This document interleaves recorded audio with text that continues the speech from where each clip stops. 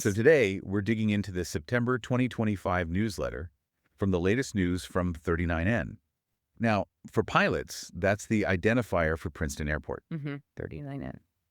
And this isn't just, a quick update. It feels more like a real snapshot of the whole aviation scene there. Yeah, it covers quite a bit. You've got the aspiring pilots at the Princeton Flying School, but also, importantly, the wider airport operations, tech stuff. Right, the whole ecosystem. And what's really interesting, I think, is how these bits and pieces give you this detailed picture of what's happening around the flying school and the Princeton Airport itself. Okay, so let's start with the soaring into fall section.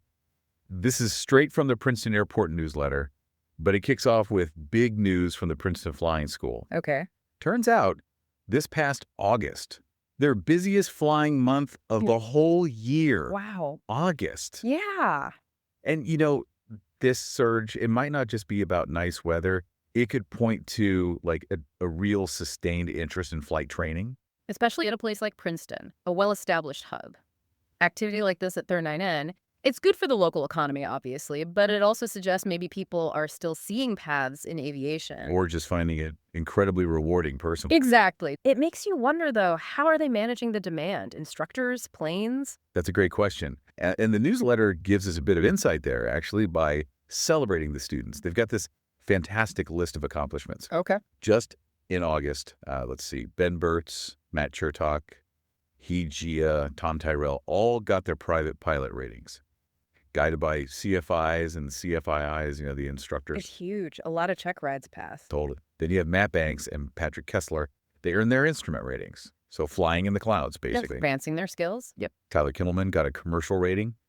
Big step towards flying professionally. Definitely. And always exciting, the first solos, Makari, Josh Kopachank, Coleman Chiriko, and Pranav Devaraju all took that first flight alone. The first solo. Unforgettable. It really paints a picture, doesn't it? Yeah. Intense, successful training happening there. It really does. And what strikes me is how listing these, individual milestones right there in the airport's newsletter, it's not just personal success. Right. It signals a really healthy, thriving training environment. It underlines the whole process, the rigor, and just how vital those dedicated instructors are. Absolutely critical. Yeah, bringing new pilots in, keeping standards high, that's how you maintain the pipeline. I could agree more. And looking ahead, the newsletter mentions cooler weather coming, better engine performance, great for fall foliage trips. Oh, yeah. Prime flying season. Fall often has that more stable weather, predictable flying. So for pilots, owners who've been thinking about an upgrade, maybe buying, it's kind of a natural time to pull the trigger before winter. Makes sense. It's part of the airport's economic cycle, keeps the fleet modern, keeps pilots engaged. And speaking of engagement, they mentioned a summer BDQ. Yeah. Said it was a success. See, that community aspect, that's just as important too, isn't it? It really is. And that vibrant community, it needs support, right? Which brings us to a job opening they highlighted. Ah, okay. So thinking about the broader Princeton Airport, beyond the flight school, they're hiring, looking for a flight coordinator. Okay, flight coordinator. That touches on, the operational backbone of any active airport. Definitely. Especially a busy GA airport like Princeton. That role, it's crucial. It's not just about the planes taking off. It's the whole support system. Fueling planes, helping customers' lessons, fuel sales, pilot supplies, scheduling aircraft, helping with light maintenance, events, general upkeep. Wow, wearing a lot of hats. Totally. Shifts start early, 7:30 a.m., and they even pitch it as a great way for flight school students to learn the ropes from the ground up. Yeah, invaluable experience. If you're interested, the contact is steve@princetonairport.com. Seems like a demanding but rewarding job. Oh, absolutely. A good flight coordinator can literally make or break a busy day. Juggling instructors, fuel calls, sometimes finding a lost headset. Oh, yeah. It's intense, but for someone who loves that daily airport rhythm, it's fantastic. And I said goodbye to their summer team, Eric, Krush, Dimitri, and Lucas. So they did an outstanding job. Good people are key. And the insights from those departing guys really show what the job's like. Eric went and loved seeing everybody do something they love, how each day was different. Krush Patel liked meeting new people and getting awesome exposure to the aviation community. That immersion factor. Yeah. And Dimitri Dubé valued meeting amazing people and learning about the behind the scenes of a small airport. Taking a step back, those comments really highlight the unique learning you get at a GA airport. Totally. It's not just punching a clock, it's, like you said, immersion. Seeing how it all works, invaluable if you're passionate about aviation, especially thinking about a career. Definitely. Okay, shifting gears slightly, airspace concerns. The newsletter mentions hoping presidential TFRs will quiet down in the fall. On a lighter note, they mentioned their summer tours were a big success. Large crowds, inspiring future pilots of all ages. And they remind everyone, hey, anyone can take an introductory flying lesson. Love that. As long as you're tall enough to reach the pedals. That's such a welcoming message, isn't it? It really is, opening the door. Okay, now, for those of you listening who already fly, this next bit is pretty interesting. Is your panel holding you back? Avionics upgrades. Yeah, the newsletter says there's basically never been a better time to upgrade. And the key takeaway here, I think, is that dual benefit. It's not just about looking cool, although modern panels do look great. It's really about tangible improvements in safety, efficiency, capability. Whether you're thinking a full glass panel for better situational awareness, or maybe a smarter autopilot to reduce workload, or even just replacing some old, unreliable gauges.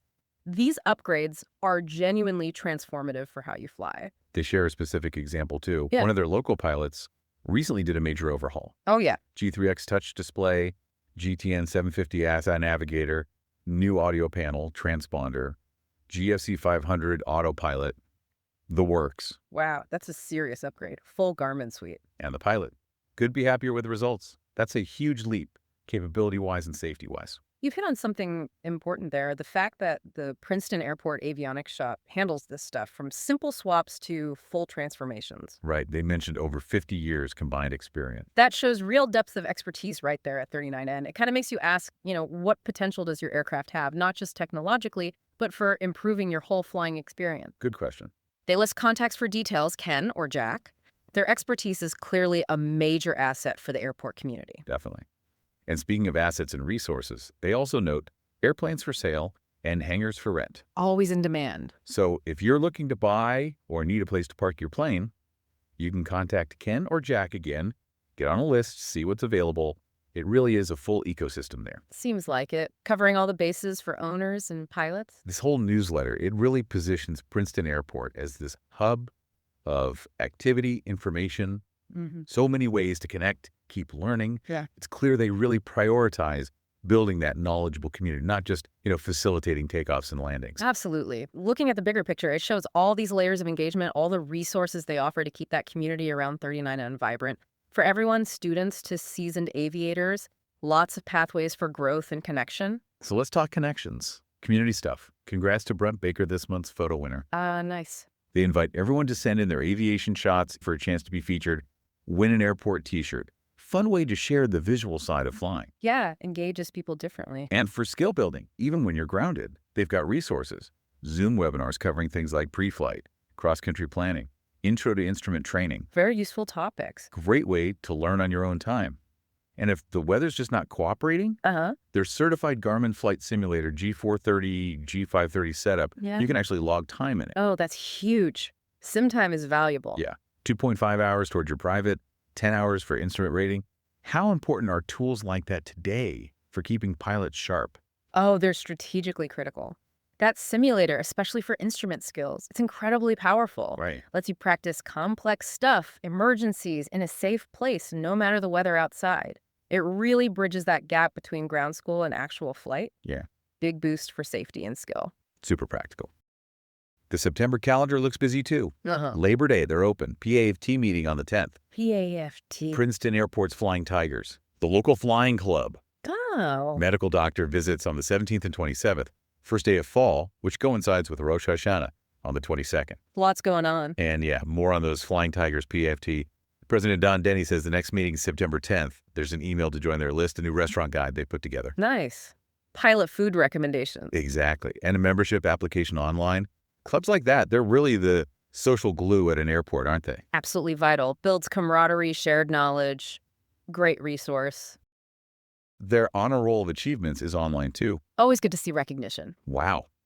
Okay, so that was quite a journey through the September 2025 newsletter from 39N Princeton Airport. It really was. We've seen this incredibly active community celebrating new pilots from the school, supporting the essential airport ops, embracing new tech, offering so many ways to connect. It paints a picture of a really dynamic aviation ecosystem, doesn't it? Totally. A place where that passion for flight, it's not just present, it's actively supported.